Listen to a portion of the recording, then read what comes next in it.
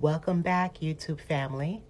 Before I begin this new story, remember to hit the notification button, like and subscribe to my channel to view relevant content. And I hope you're having a fabulous day. I know I am.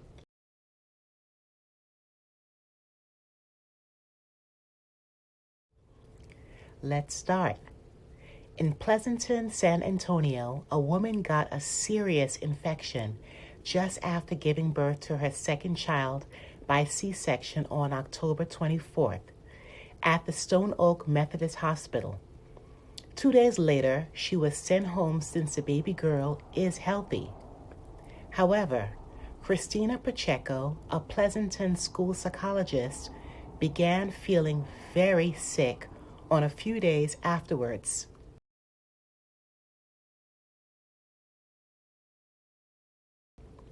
So, on October 28th, Christina and her husband, Jacob Pacheco, decided to go to Jordanton, a local hospital. After getting her symptoms checked, they returned to San Antonio by air. While being treated again at the Stone Oak Methodist Hospital, staff placed her on an ECMO machine. By the way, an ECMO machine provides respiratory support for anyone whose heart and lungs aren't functioning well on their own.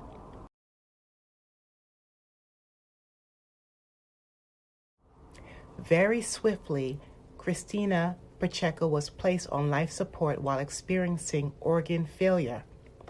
Christina Pacheco caught an infection in the hospital. The infection caused her hands and feet to be amputated, which was needed to preserve her life. The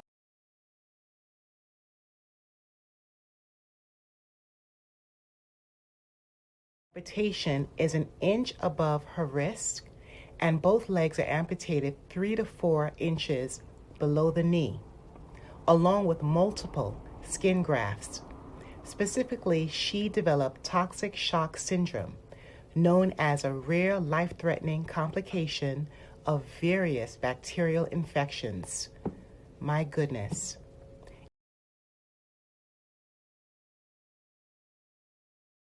Even now, Christina Pacheco's family doesn't know how Christina Pacheco got this horrendous infection. The hospital is investigating currently. According to Jacob Pacheco, he said her IV port in her arm got infected. They don't know if the infection derived from her C-section. It is still questionable.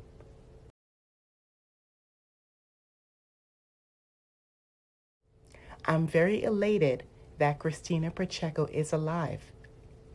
But it's so unfortunate that a severe infection has caused her life, along with her family's livelihood, to be forever changed. Presently, Christina Pacheco is in a hospital, learning how to use her prosthetics made to replace her hands and feet while receiving therapy. The couple has a son who is toddler age too. So there's a lot of responsibility, a lot of healing to be done. YouTube family, we know that hospitals are places of healing for people. However, it's unfortunate that they can also be the source of infection. Patients often enter a hospital to get better health and end up getting worse due to the infections they contract while in care.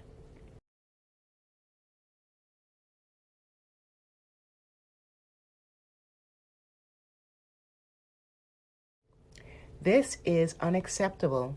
It's an unacceptable situation that must be addressed so that patients receive proper treatment without risking their health even more. The most common type of infection contracted in hospitals is known as the nosocomial infections or healthcare associated infections, HAIs. These are caused by bacteria which can spread through contact with contaminated surfaces or medical equipment.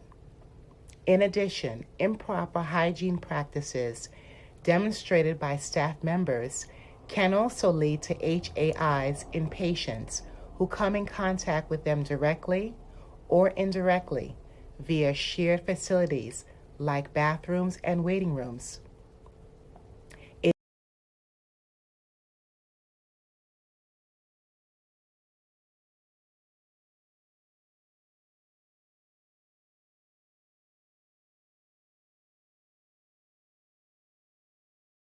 is essential for hospitals to take steps towards decreasing these risks by implementing strict protocols regarding sanitation and hygiene standards among its personnel, providing adequate resources for cleaning supplies, training staff members on how best to reduce cross-examination between patients, ensuring all medical equipment used remains sterile at all times, monitoring patients' vital signs regularly during stays at the facility, and so much more. All these measures will help ensure that those patients seeking treatment from a hospital don't become victims themselves due to lackadaisical safety precautions taken within its venues. Something no one should have to worry about when trying to heal themselves after a procedure.